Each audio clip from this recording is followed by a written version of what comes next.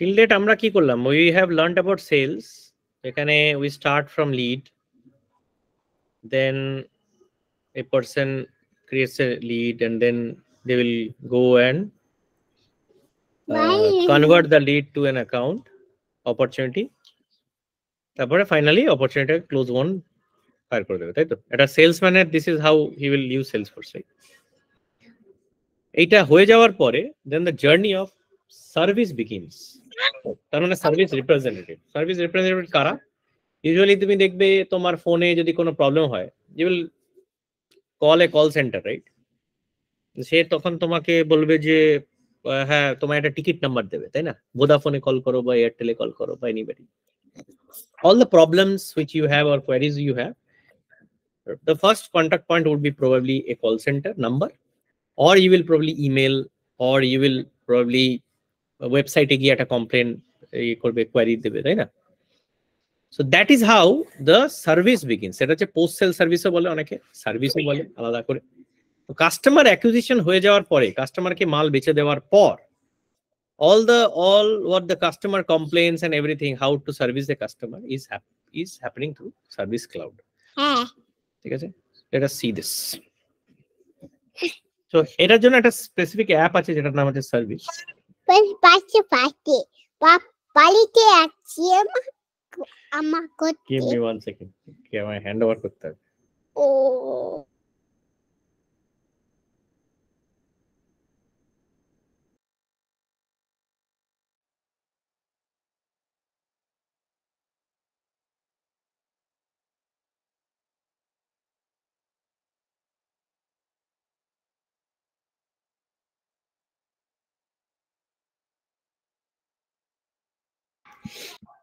Okay, so service starts off from case. এটা একটা নতুন স্ট্যান্ডার্ড অবজেক্ট যেটা আজকে আমরা দেখছি। কেসে আমরা যেটা দেখতে পাবো যে case the origin can be anything. ধরো কেউ ফোন তোমায় করলো, if you are a service representative you will probably create a case. কেউ মেল করলো, probably you will create a case. Or ওয়েবসাইটে তোমাদের কোনো একটা ফর্ম কেউ জমা যদি দেয়, ক্রিয়েট এ কেস। অটোমেটিক্যালিও কিন্তু এই কেসেসগুলো ক্রিয়েট করা যায়, সেটা আমরা দেখবো একটু পরে। তো আমি যে লোকটা কল করেছে তার অ্যাকাউন্ট আর কন্ট্যাক্টগুলো আমরা সিলেক্ট করলাম, কি ধরনের প্রবলেম আছে, কি কি এক্স্যাক্টলি হচ্ছে প্রবলেম, ধরো কোনো ব্রেকডাউন হয়েছে, priority of a case, high, medium, low. ঠিক আছে? এইটা হচ্ছে 4 স্টেজেস থ্রু দি কেস কিভাবে যাবে। New, working, escalated and closed. Subject কি হবে? Machinery breakdown, machinery stop, something of that sort. এটা ইন্টারনাল কমেন্ট, যেটা হচ্ছে আমার এমপ্লয়িরাই দেখতে পাবে, কাস্টমার দেখতে পাবে না। ঠিক আছে? And send a notification email to contact. আমি যদি করতে চাই তাহলে আমার যে টিকিটটা রেজ হয়েছে সেটা আমি ভরতে পারবো। এটা কেস অরিজিনটা আমি ভরে দিলাম, ধরো কেউ ফোন করেছে।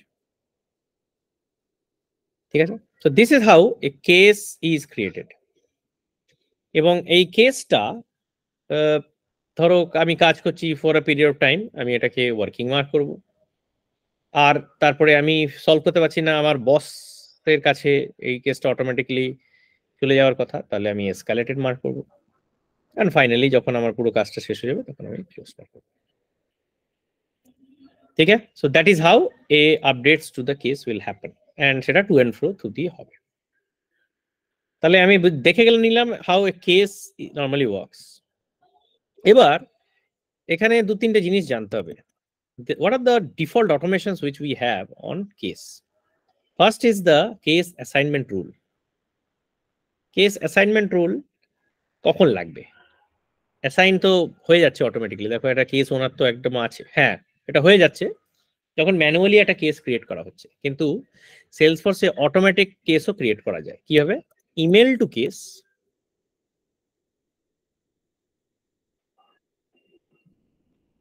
সেট করে। What is this? Email to case can be of 2 types. One is email to case, another is on demand email to case. ঠিক আছে? ইমেল টু কেস বা on demand email to case set up করলে যেটা হয়, কোন একটা message যেমন support@, mycompany.com, সেখানে যদি কেউ মেল করে অটোমেটিক্যালি ওই সাবজেক্ট লাইনটা নিয়ে আমি একটা কেস তৈরি করে নেবো। I will identify my customer automatically to the email ID and I will fill up this contact and account details. এটা সেলসফোর্সের ডিফল্ট বিহেভিয়ার বা ফিচার। তো এইটা আমি করতে গেলে আমার একটা রাউটিং অ্যাড্রেস তৈরি করতে হবে, যেখানে আমি ইমেল টু কেস আমি ইউজ করতে পারছি। তো ইমেল টু কেস আমি বললাম আবার two types. On email to case একটা যদি সার্ভার থাকে তোমাদের, তাহলে সেটা ইমেল টু কেস। আর on demand email to case মানে ডাইরেক্টলি সেলসফোর্সের কোনো একটা ইমেল আইডিতে আমি যদি হিট করতে চাই, আর যদি কোনো একটা ইমেল সার্ভারের ইমেলে ফিট করব, সেখান থেকে আমি সেলসফোর্সে ডিরেক্ট করব, তখন এটা email to case set up করতে হবে। ঠিক আছে, so this is how it is configured. তো আরেকটা উপায় হচ্ছে web to case. Web to case, web to case is basically একটা HTML ফাইল যেটা জেনারেট করতে পারে তোমার ওয়েবসাইটে। মানে এখান থেকে একটা HTML ফাইল জেনারেট করে, ধরো এরকম করে দিলাম, নাম দিলাম, এটা জাস্ট নাম কথার কথা বলছি, রিক্যাপচারটা থাক দরকার নেই। এইটা HTML ফাইল। এই HTML ফাইলটা যদি আমি আমার ওয়েবসাইট ডেভেলপারকে দিয়ে দিই, তাহলে অটোমেটিক্যালি এই পেজটাতে যে কেউ কোনো কিছু সাবমিট যেই করে অটোমেটিক্যালি একটা মানে কেস হয়ে যাবে ইনটু সেলসফোর্স। এই পেজটা automatically will create a case into Salesforce, মানে অটোমেটিক্যালি একটা ইন্টিগ্রেশন করা রয়েছে। তার মানে ওয়েবসাইটে এই পেজটা হোস্ট করে দিলেই আমি কিন্তু কেস তৈরি করতে পারছি। এবার ইমেল টু কেস বা web to case when it gets created there is no case owner, right? কারণ কি কেউ তো ম্যানুয়ালি বানাচ্ছে না, তাহলে কেস ওনারটা কি হবে? who will be assigned? for that we have this case assignment rule. ठीक है, this case assignment rule is basically a step by step process যেখানে তুমি কিছু ক্রাইটেরিয়া দেবে and you will also say who can be assigned. ঠিক আছে, এরকম যে লেভেলে গিয়ে আমি অ্যাসাইন করতে পারলাম, the rule stops there. তার মানে আগে আর এগোবে না। কিন্তু যদি এটা না পায় তাহলে এই স্টেপে যাবে, এটা না পেলে এই স্টেপে যাবে, এটা না পেলে এই স্টেপে যাবে। ফাইনালি যদি সবকটা স্টেপ যাওয়ার পরেও আমি যদি কাউকে অ্যাসাইন না করতে পারি, ইন দ্যাট কেস আমার সাপোর্ট সেটিংসে default case owner will become the case owner. Default case owner can be a single user or it can be a queue also. What is a queue? Sir ওই step গুলোতে কি আছে? Basically ওই স্টেপটা ব্যাপারটা বুঝলাম না। কেস অ্যাসাইনমেন্টে হ্যাঁ, ওনার সেট করছি, মানে স্টেপ গুলো ওনার সেট করা হচ্ছে। স্টেপ গুলো কি কোনো রুল আছে? রুল ক্রাইটেরিয়া, এই তো শর্ট অর্ডার 1 এইটা ক্রাইটেরিয়া দিয়েছি, account billing country equal to এই ইউজারকে অ্যাসাইন করা হচ্ছে, বা কিউ অ্যাসাইন করতে পারি।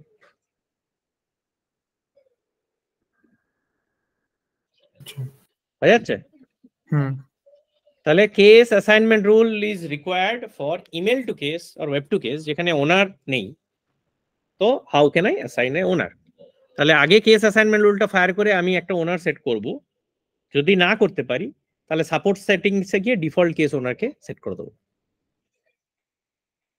The person who is set as default case owner cannot be deactivated.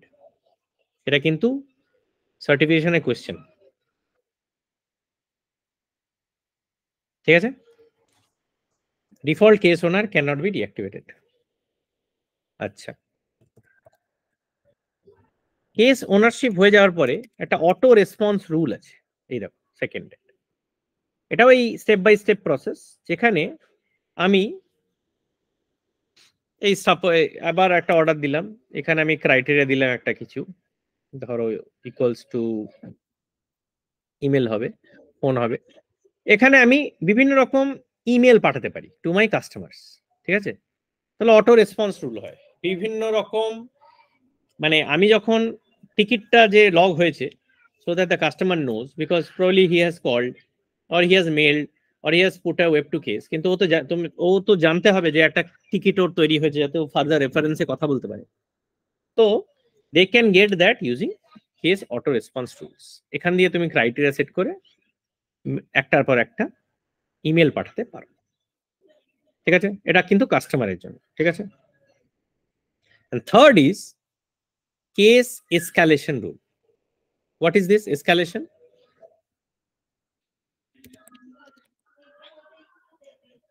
Escalation rules are again step by step process, same কিছু ক্রাইটেরিয়ার উপরে সেট করে তুমি করো। কেস এসকালেশন রুল কিন্তু একটা আওয়ার্স এর উপরে চলে, ঠিক আছে?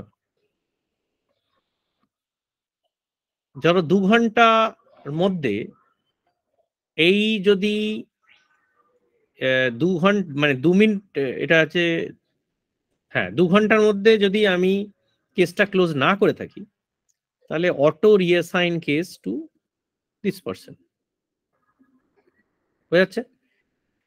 তার মানে আমি ওনারটাকে after a period of time কিন্তু আমি চেঞ্জ করতে পারি। এটা কেন দরকার হয়? Because there are SLS. SLS মানে কি? Service level agreements with your customer. Customer একটা অর্গানাইজেশন, তুমি একটা অর্গানাইজেশন। ও যখনই তোমার সাথে সাপোর্ট কন্ট্রাক্ট করবে বা সার্ভিস কন্ট্রাক্ট করবে, তোমার কাস্টমার ও বলে দেবে যে আমার ভাই হাই প্রায়োরিটি যদি আমি টিকিট রেস করি, আমায় কিন্তু 2 ঘন্টার মধ্যে তোমার সার্ভিস দিতে হবে। যদি না দাও তাহলে আমি তোমায় পেনাল্টি করবো। তাহলে যে সেলিং অর্গানাইজেশন, যে সেলসফোর্স ইউজ করছে, সেই কেস এসকালেশন রুল দিয়ে মেক শিওর করে যে কেসগুলো ঠিক টাইমে যেন ক্লোজ হয়। তার মানে আগে সার্ভিস রিপ্রেজেন্টেটিভকে দেয় কেসটা, সে যদি না পারে তাহলে এসএলএ ব্রিচ করার আগে আমি তার বসকে অ্যাসাইন করে দেবো কেসটা, তার বসকে অ্যাসাইন করে দেবো, এইভাবে আমি এগোতে থাকি, ঠিক আছে?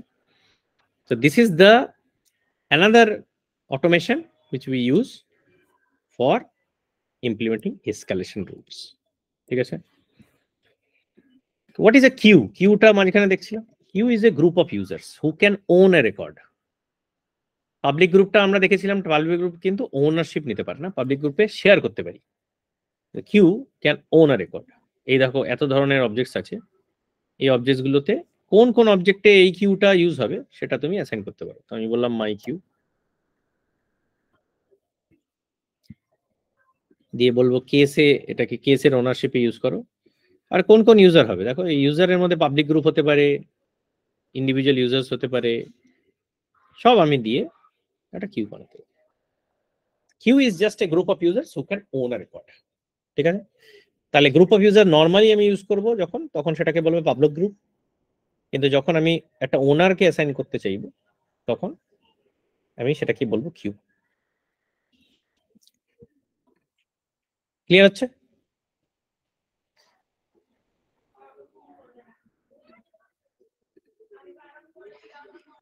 So that is all today we have in our class.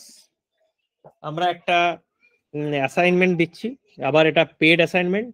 Anybody who can complete it first will win it, win the prize money.